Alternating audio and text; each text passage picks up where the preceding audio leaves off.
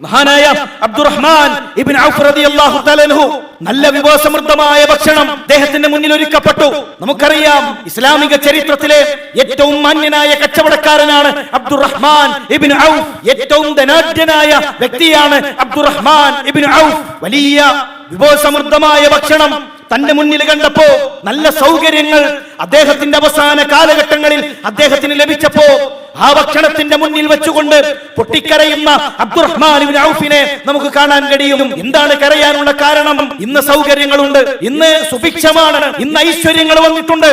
അദ്ദേഹം ഇന്നലകളെ കുറിച്ച് ആലോചിക്കുകയാണ്. ഇല്ലായ്മകളുടെ ഇന്നലകളെ കുറിച്ച് മഹാനായ മുസ്അബ് റളിയല്ലാഹു തആല അൻഹുവിനെ കുറിച്ച് അദ്ദേഹം ആലോചിക്കുകയാണ്.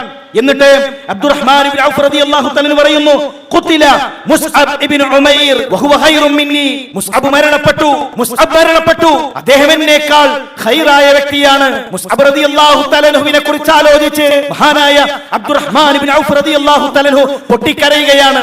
പ്രിയമുള്ളവരെ, ആരാണ് മുസ്അബ്? വായിൽ വെള്ളിക്കരണ്ടിയുമായി പിറന്നു വീണ കുബേരപുത്രൻ. ജനിച്ചു വളരുന്നത് സമ്പത്തിന്റെ ഔന്നിത്യത്തിലായിരുന്നു. എന്നാൽ ഇസ്ലാം സ്വീകരിച്ചതോടുകൂടെ ജീവിതം മാറി. മദീനയിലേക്ക് ഇസ്ലാമിക പ്രബോധന പ്രവർത്തനങ്ങൾക്ക് വേണ്ടി യാത്ര തിരിച്ച മഹാനായ മുസ്അബ് റളിയല്ലാഹു തആല അൻഹു പിന്നീട് ലോകത്ത് നിന്ന് വിട പറയുമ്പോൾ, ധനാഢ്യനായി ഈ ലോകത്തേക്ക് കടന്നു വന്ന് ലോകത്ത് നിന്ന് വിട പറയുമ്പോൾ, അന്ന് മഹാനായ ഹംസ റളിയല്ലാഹു തആല അൻഹുവിനും മുസ്അബ് റളിയല്ലാഹു തആല അൻഹുവിനും അബ്ദുല്ലാഹ് ഇബ്നു ജഹ്ഷ് റളിയല്ലാഹു തആല അൻഹുവിനും മയ്യത്ത് പുതക്കാൻ ഒരു തുണി മാത്രമായിരുന്നു അവരുടെ ദുനിയാവിലെ സമ്പാദ്യമെന്ന് നമുക്ക് ചരിത്രത്തിൽ കാണാൻ കഴിയും. ഒരു തുണി മാത്രമായിരുന്നു അവരുടെ സമ്പാദ്യം.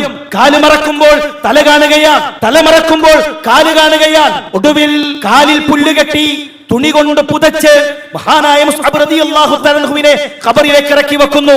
ഒരു ഖബറിൽ രണ്ടു പേരെയാണ് അന്ന് മുസ്അബ് റളിയല്ലാഹു തആല അൻഹുവിനെയും അബ്ദുല്ലാഹ് ഇബ്നു ജഹ്ഷ് റളിയല്ലാഹു തആല അൻഹുവിനെയും രണ്ടുപേരെയും ഒരു ഖബറിലാണ് മറവ് ചെയ്തത് എന്ന് നമുക്ക് ചിത്രത്തിൽ കാണാൻ കഴിയും.